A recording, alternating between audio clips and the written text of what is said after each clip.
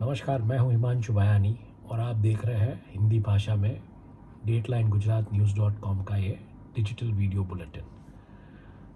कौन सी खबरें हैं जिसके ऊपर आज विश्व जागा? अगर इस मुद्दे पे अगर हम बात करें तो खबरें ज़्यादातर यूएस हाउस के जो लीडर है और ताइवान के जो प्रेसिडेंट है उनकी जो मीटिंग है उसको लेके रही पूरी दुनिया में। दूसरी खबर ये रही कि सऊदी और ईरान के जो राजद्वारी यानी कि जो डिफेंस मिनिस्टर्स हैं उनकी जो मीटिंग आज बीजिंग में हुई उसके बारे में रही।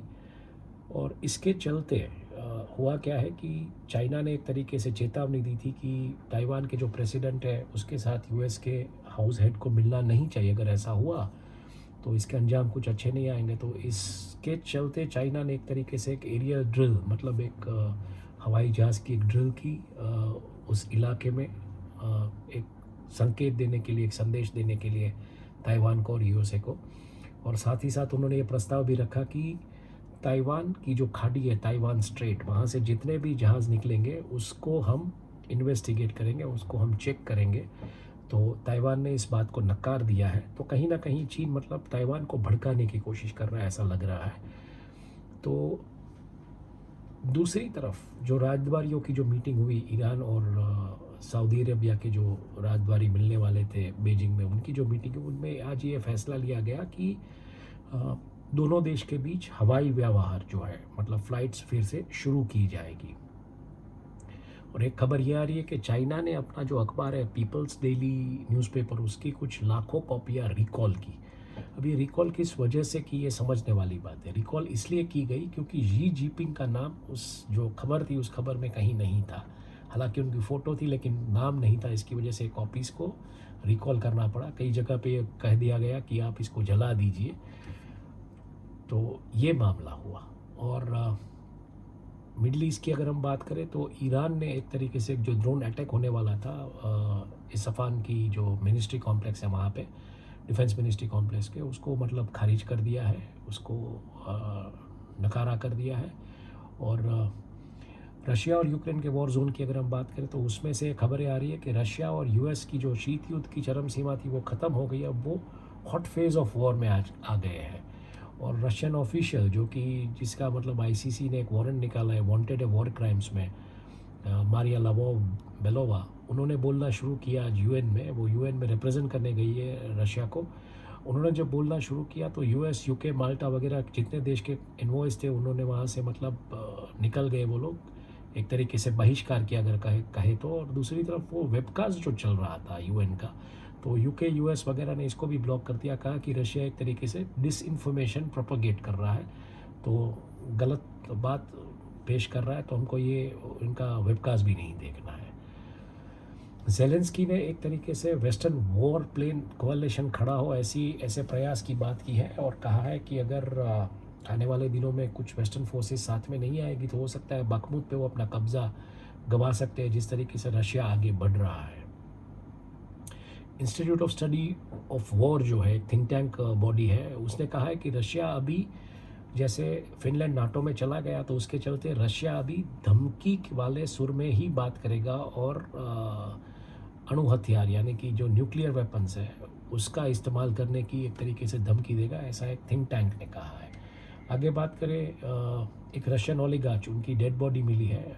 करीबन 8 अब तक रशियन बिजनेसमैन ओलिगार्च मर चुके हैं। कुछ उसका कारण बाहर नहीं आया है लेकिन ये 9वां मतलब मृत्यु है वहाँ के किसी बिजनेसमैन या ओलिगार्च का। तो रशिया में बिजनेसमैन्स के साथ ये पूंजीपति जो होते हैं ओलिगार्च, धन्ना सेठ, उनके साथ रशिया में क्या हो रहा है कुछ समझ नहीं आ रहा है।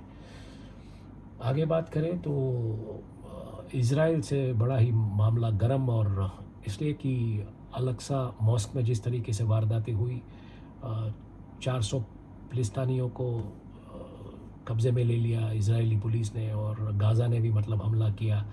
इजराइल भी हमले का जवाब हमले से दे रहा है। तो इसके चलते बहुत सारे राष्ट्रों ने इसको मतलब इसकी निंदा की है, कड़ी निंदा की है खड़े शब्दों में, और कहा है कि एक तरीके से रेड लाइन है, अभी इससे आगे कुछ होना नहीं चाहिए।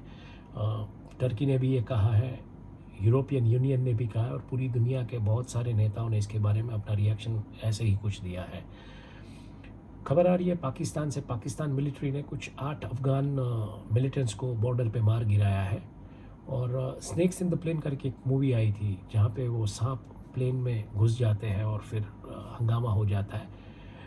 ऐसा कुछ वाक़या और वारदात आज एक ऐसे प्लेन में हुआ जब साउथ अफ्रीका के एक पायलट जिनकी कॉकपिट में कोबरा घुस गया और उनके शरीर से रेंगते हुए उनके पैरों के पास जमने की कोशिश की। तो आप सोचिए कैसे हालात हुए, कोबरा था अगर डस लेता हो तो क्या होता, मतलब एक दुर्घटना टल गई ऐसा समझ सकते हैं।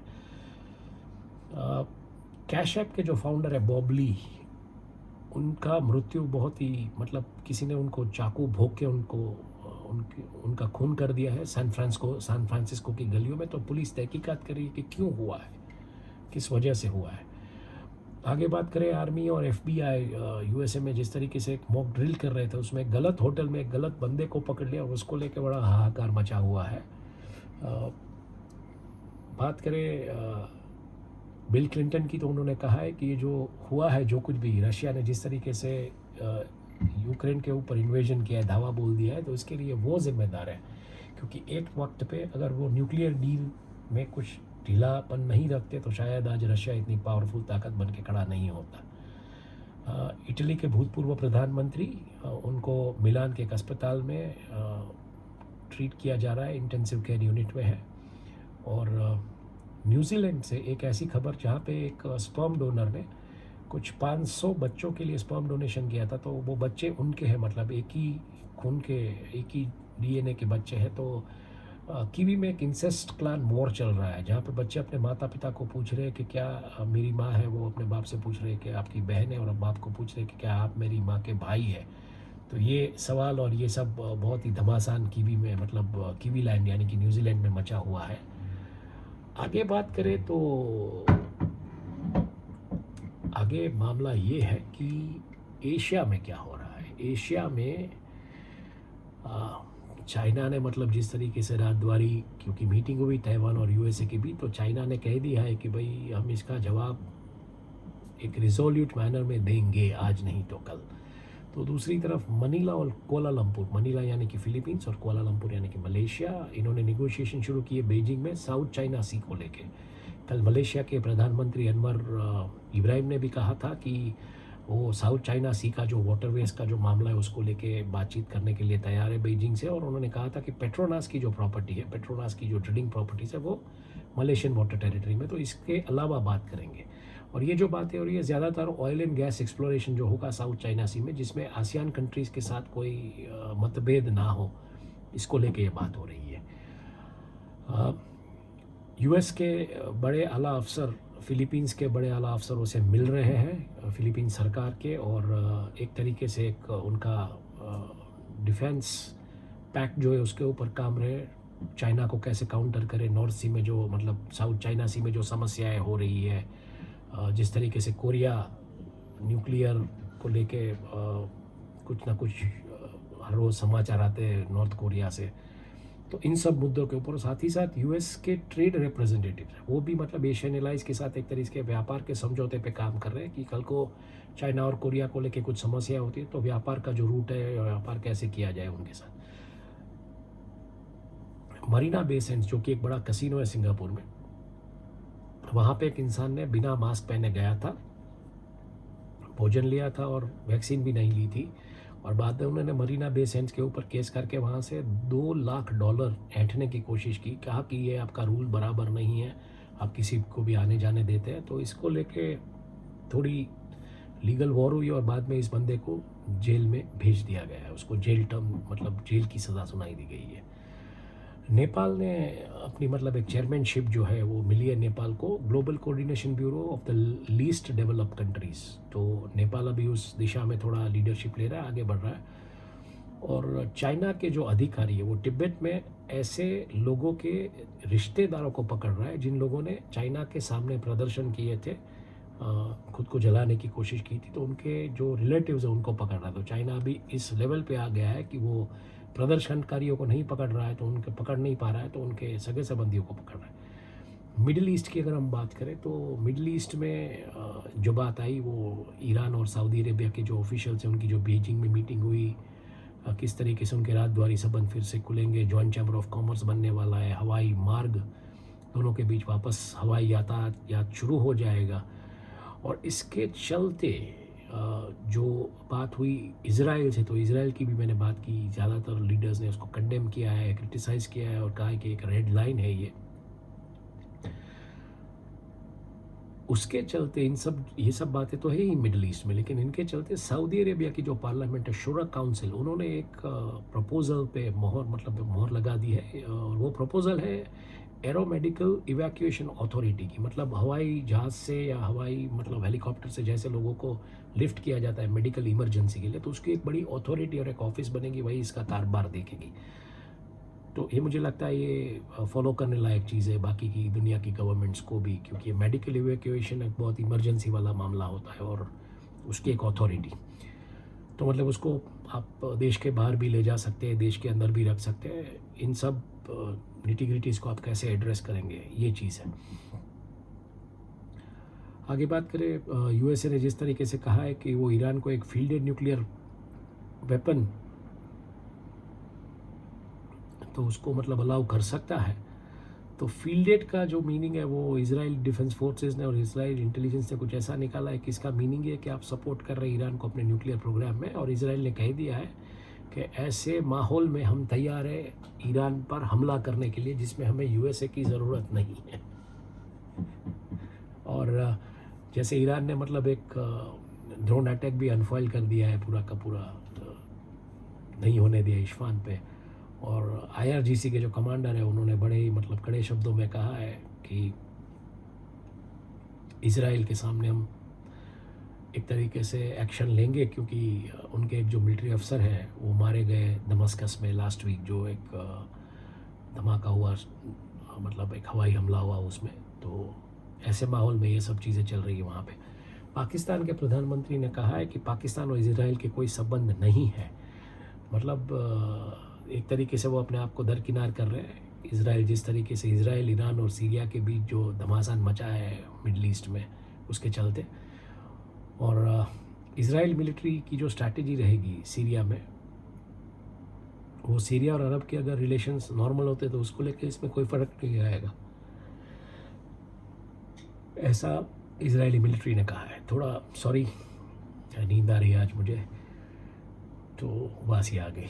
एनी विच वेज आगे बात करते हैं। स्विस लैंडर क्रेडिट स्विस एक केस जीत गया है। $41 मिलियन का ये लॉ सूट था सऊदी रॉयल फैमिली के सामने, जहाँ पे प्रिंस फहद बिन सुल्तान बिन अब्दुल अजीज़ अल सऊद, उन्होंने जो पैसा लिया था एक रॉयल यॉट के लिए, जो लोन ली थी बर्गंडी सी लिमिटेड के नाम पे, तो कोर्ट ने अल्टीमेटली कहा है, लंदन की कोर्ट ने, कि भाई वो पैसा आपको देना पड़ेगा। तो ये क्रेडिट स्विस ने ये केस जीत लिया है। अफ्रीका की अगर हम बात करें तो अफ्रीका के कई राष्ट्रों में डॉलर को लेके समस्या है। अमेरिकी डॉलर नहीं मिल रहा है, महंगाई का दर बढ़ रहा है, उनकी करेंसी डिप्रिशिएट हो रही है। तो इसके चलते वो कैसे मैनेज करेंगे, इसके ऊपर एक बात हो रही है सभी अफ्रीकी राष्ट्रों के बीच। और साथ ही साथ एक डिबेट चल रहा है केनिया में कि Kenya needs job creators, job seekers नहीं, नौकरी मांगने वाले नहीं, नौकरी देने वाले चाहिए। जैसे कई जगहों पे होता है कि सत्ता में आने के लिए लोग नौकरियों का कमिटमेंट दे देते हैं, फिर बाद में बोलते हैं कि आप खुद एक जॉब गिवर बन जाइए, हम तो नौकरी नहीं दे पाएंगे भैया।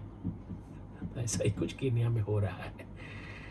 नाइजीरिया कस्टम्स ने 13 लोगों को अरेस्ट किया है। एक तरीके से वो स्मगल कर रहे थे पेंगोलिन के जो शेल्स होते हैं उनको, और हार्ड ड्रग्स को, एक वाइल्ड लाइफ प्रोडक्ट और हार्ड ड्रग्स की स्मगलिंग कर रहे थे। और बोको हराम के आतंकवादियों ने फिर से धावा बोल दिया है बोर्नो में, सिविलियंस की जान ली है वहाँ पे।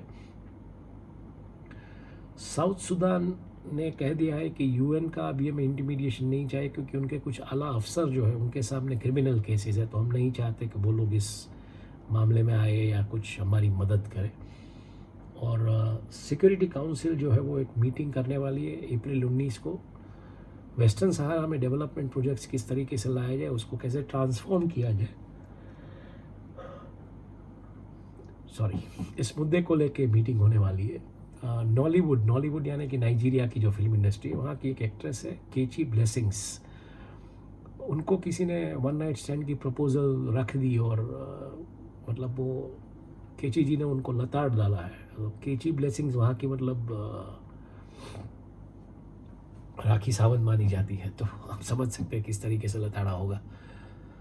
आगे बात करते हैं एसेंट्रिक यूरोप की। यूरोप में क्या हो रहा है? यूरोप में यूके कस्टम के कुछ सॉफ्ट रूल्स इंट्रोड्यूस करने वाली है और ईयू से जो सामान आएगा उसके ऊपर ये सॉफ्ट रूल्स लागू किए जाएंगे। Light touch set of custom rules हो गया, ऐसा कहा जा रहा है। और यूके की कोर्ट जो है वो स्पेन की कुछ मतलब एसेट्स है, जो एक वर्ल्ड बैंक का एक केस था, उस आर्बिट्री केस में कैटलान गवर्नमेंट की जो एम्बेसी की बिल्डिंग है, वहाँ का कल्चरल इंस्टीट्यूट का प्रीमाइस है, उनके बैंक अकाउंट्स, तो वो सीज कर सकती है। क्योंकि जो आर्बिट्री केस था वर्ल्ड बैंक के साथ वो कुछ 2 अरब यूरोस का था, यानी कि 200 करोड़ यूरोस का ये मामला था। तो इसकी वजह से लंदन की कोर्ट ने ऑर्डर दिया है, 27 मार्च को ये ऑर्डर आया है, तो इसमें ये सीजर हो सकता है इटली की in property Spanish sovereign assets का। रॉयटर्स में एक बहुत ही बड़ा अच्छा एनालिटिकल पीस दिया गया है कि जिस तरीके से वेस्टर्न कंट्रीज़ ने कर्ब्स लगा है रशिया पे, तो ऑयल प्रोडक्ट्स जो है रशिया के पास, उसको लेके वर्ल्ड का पूरा शिपिंग का जो मैप या शिपिंग रूट कैसे एक तरीके से रीडिज़ाइन हो रहा है, रीड्रॉ हो रहा है। तो पहले मतलब स्ट्रेट ऑफ हर्मुज से सीधा माल आता था, अब ये माल कहाँ से कैसे जाता है, तो शिपिंग का एक नया रूट, और उसमें भी ऑफ कोर्स मतलब डीजल लगता है। तो यही बात है कि तेल के बिना आप जी नहीं पाएंगे। नाटो अब यूरोप की एक सबसे बड़ी पावरफुल फोर्स नाटो की मतलब यूरोप में एक बड़ी पावरफुल ताकत बन के उभर रहा है, क्योंकि उनके साथ अभी फिनलैंड जुड़ गया है। फिनलैंड के जुड़ते ही उनकी जो संख्या है वो संख्या बल 2,80,000 तक पहुंच सकता है, और वो वेस्टर्न मतलब यूरोप में एक बड़ी मिलिट्री ताकत के तौर पे उभर जाएगा। तो ये चीज़ नाटो लाया है। जब वो मतलब ये चीज़ फिनलैंड लाया जैसे ही इसने नाटो में अपना मतलब एक्सेशन डिक्लेयर किया। आगे बात करें तो रशिया ने भी इस बात को स्वीकार किया है कि नॉर्दर्न यूरोप को लेके जो सिक्योरिटी की थोड़ी समस्या है, क्योंकि फिनलैंड नाटो में आने के बाद उसका एक्सेशन जिस तरीके से हुआ है नाटो में, तो सैन्य बल बढ़ा दिया गया है नॉर्थ वेस्ट इलाके में यूरोप के, और ये सिक्योरिटी शायद वहाँ पे भी ढीली हो सकती है। आगे बात करें तो एक बड़ा ही interesting opinion piece Irish Times में है कि ईयू के जो लीडर्स हैं वो बीजिंग क्यों बार बार जा रहे हैं देखने के लिए कि चाइना किसके साथ है, मतलब रशिया के साथ है, तो इसका क्या असर होगा ईयू और चाइना के रिलेशंस पे, वो एक डिटर्मिनिंग फैक्टर रहेगा। और दूसरी तरफ नाटो के जो चीफ है जेंस स्टोलनबर्ग, उन्होंने वार्निंग दी है, चेतावनी दी है चाइना को कि आप रशिया की मदद ना करें हथियार दे के। अगर ऐसा करेंगे तो शायद ये सबसे बड़ी ऐतिहासिक भूल होगी, और इसके बहुत मतलब गहरे प्रत्याघात भी पड़ सकते हैं, ऐसा नाटो के हेड ने कहा है। फिनलैंड में नाटो में ज्वाइन होने के बाद जिस तरीके से ताकत आई है, तो अब नाटो भी बोलने लगा है। यूरोपियन यूनियन का एक प्लान था जिसमें वो लोग जो हथियार फूट जाते हैं, जो शेल्स बचते हैं मिसाइल के वगैरह बॉम्ब्स के, तो वो शेल एक भंगार होता है, उसको वापस खरीदना चाहते थे यूक्रेन से, लेकिन थोड़ा उसमें एक लीगल स्नैक आ गया, टेक्निकल लीगल स्नैक, कि ये पैसा रखेगा कौन यूरोपियन यूनियन में अगर ये जाएगा। अगर यूरोपियन यूनियन खरीदता है तो कौन सा देश ये पैसा रखेगा, तो उसको लेके कुछ फार्मूला वर्कआउट होगी, और शायद ये थोड़े ही दिनों में इसका कुछ निवारण आ जाए, ऐसी संभावना है। आगे बात करें अमेरिका से, तो अमेरिका में ब्रेस्ट एनहांसमेंट प्रोडक्ट्स जो होती है, यानी कि ब्रेस्ट मसाजर्स, क्रीम्स और सप्लीमेंट्स, उसका मार्केट करीबन 4% पे कंपाउंडेड एनुअल ग्रोथ रेट पे बढ़ सकता है 2021 से 2026 के बीच, और ये बढ़ सकता है कुछ $70 मिलियन के आसपास, 69 पॉइंट समथिंग है, तो 69 मिलियन डॉलर्स लेके आप चलिए। और कनाडा में मौसम ने बेहाल कर दिया है लोगों को, हेल स्टॉर्म्स है वहाँ पे, थंडर स्टॉर्म्स है, स्नो है, तो पावर नहीं है बहुत जगहों पे, ओंटारियो में और क्वेबेक में, और और भी मतलब चेतावनियाँ दी गई है कि और ज़ोरों से ये सब बढ़ने वाला है। हेल स्टॉर्म्स, स्नोफॉल, बर्फ़ गिरने वाली है, बर्फ़ के गोले पड़ेंगे और बड़ी बर्फ़बारी होगी, तो थोड़ा आप घर में रहिए और घर में पावर नहीं है।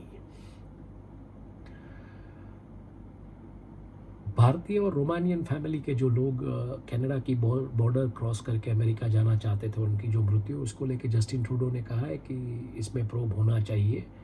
बहुत सारे इमिग्रेशन डिफेंस ग्रुप्स ने भी ये इल्ज़ाम लगाया कि डेथ इसलिए हुई क्योंकि आपके बॉर्डर के रूल्स बहुत स्ट्रिक्ट हैं, और इसके चलते एक भारतीय इंसान, एक भारतीय मतलब शख्स जो है, उसको पकड़ लिया गया है। शैली नाम है उसका, शैलेंद्र, तो उनको पकड़ लिया गया है। वो एक तरीके से एक इलीगल स्मगलिंग रैकेट चलाते थे, ह्यूमन स्मगलिंग की, जहाँ पे वो यूएसए से कनाडा और कनाडा से यूएसए भारतीय लोगों को भेजते थे इलीगल तरीके से।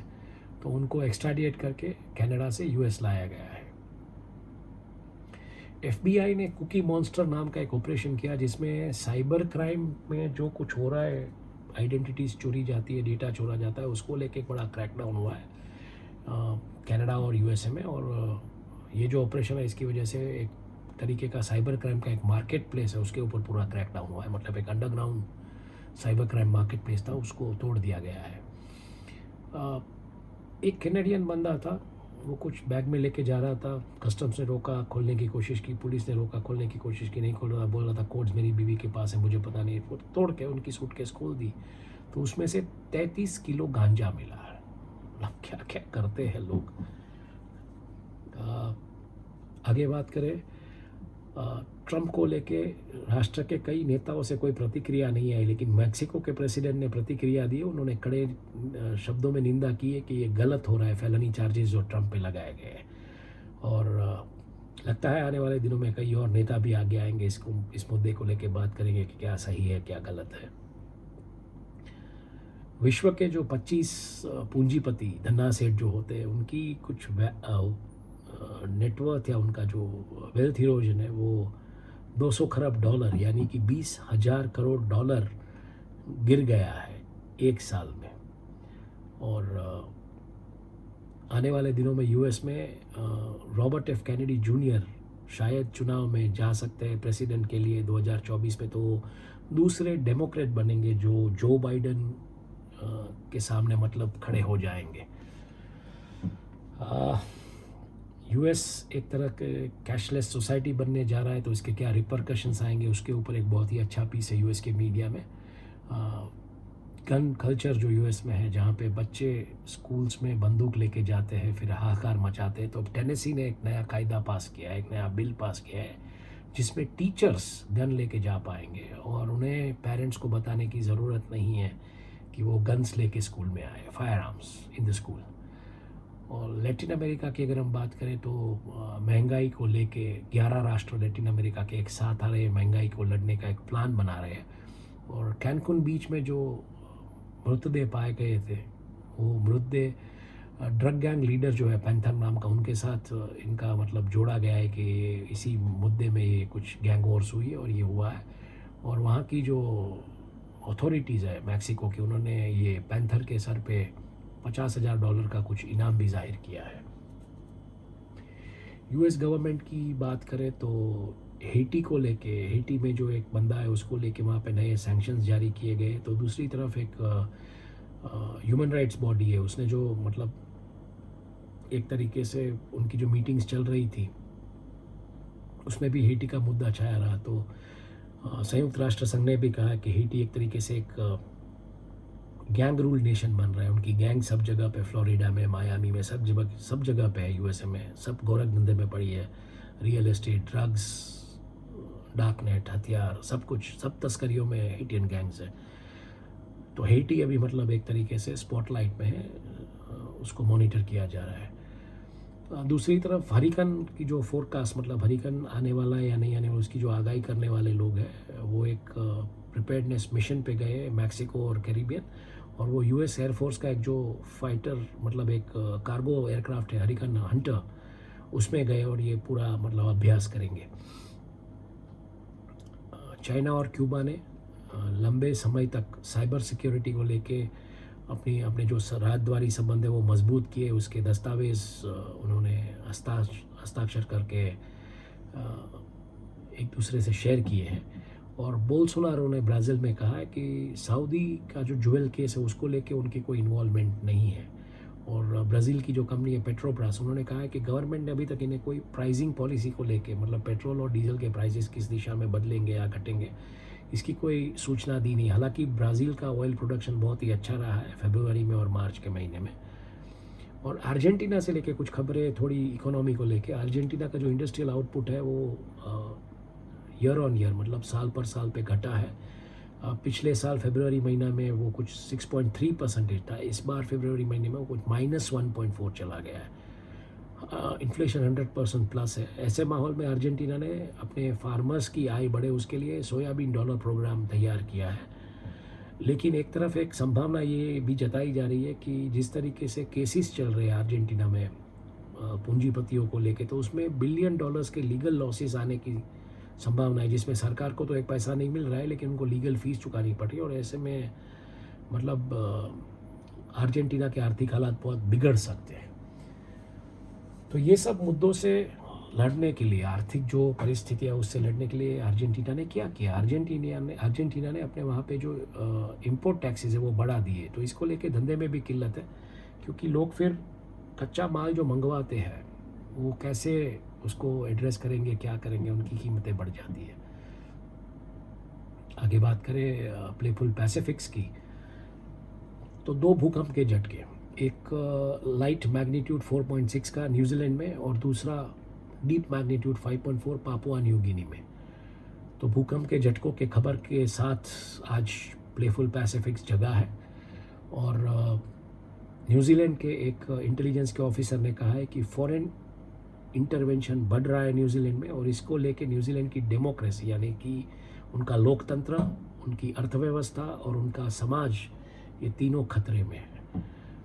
ये बात इंटेलिजेंस ऑफिसर ने सेनेट को तो रखी थी, लेकिन आज ये न्यूजीलैंड की इंटेलिजेंस एजेंसी की जो एक एनुअल रिपोर्ट आती है उसके बेसिस पे ये खबर की गई है। तो दूसरी तरफ ऑस्ट्रेलिया और न्यूजीलैंड के डिफेंस मिनिस्टर्स के बीच आज एक मीटिंग हुई। जियोपॉलिटिकल थ्रेट लेवल्स को डिस्कस किया गया, जिस तरीके से प्रशांत महासागर, दक्षिण प्रशांत महासागर और दक्षिण चीन का जो समुद्र है उसमें जो समस्याएं हो रही है, नॉर्थ कोरिया को लेके जो समस्या, इसको लेके ये थ्रेट लेवल डिस्कस किए गए दोनों रक्षा मंत्रियों के बीच, दोनों देश न्यूजीलैंड और ऑस्ट्रेलिया के रक्षा मंत्रियों के बीच। न्यूजीलैंड डिफेंस फोर्स ने एक तरीके से बीच लैंडिंग की प्रैक्टिस की है इक्विपमेंट्स के साथ फिजी में। और न्यूजीलैंड के जो फ्रूट ग्रोवर्स हैं, कीवी फ्रूट ग्रोवर्स, उन्होंने कहा है कि उनके ऊपर जो टैक्स लगाए गए हैं वो कंटिन्यू है। उन्होंने रेफरेंडम में ये फेवर में किया है कि ये टैक्स का जो पैसा है वो वापस उन्हीं की जो संस्था है New Zealand kiwi fruit growers NZKGI, उसको ही फंड किया जाता है, उसके काम में ही लगता है। तो जो पैसा हम दे रहे हैं वो वापस हम ही को आ रहा है, तो आप लीजिए टैक्सेस, कोई बात नहीं है। ऐसा वहाँ के किसानों ने, कीवी किसानों ने कहा है, कीवी फ्रूट उगाने वाले किसानों ने। आगे बात करते हैं फ्रोज़न पोलार्स की। तो एक ग्लेशियोलॉजिस्ट जो ग्लेशियर स्टडी करते हैं, उन्होंने कहा है कि जो मेल्टिंग का डेटा है वो बहुत ही डरावना है, और इसके चलते जो समुद्र का स्तर है पानी का वो बढ़ सकता है और ये बहुत भयानक परिस्थितियाँ पैदा कर सकता है।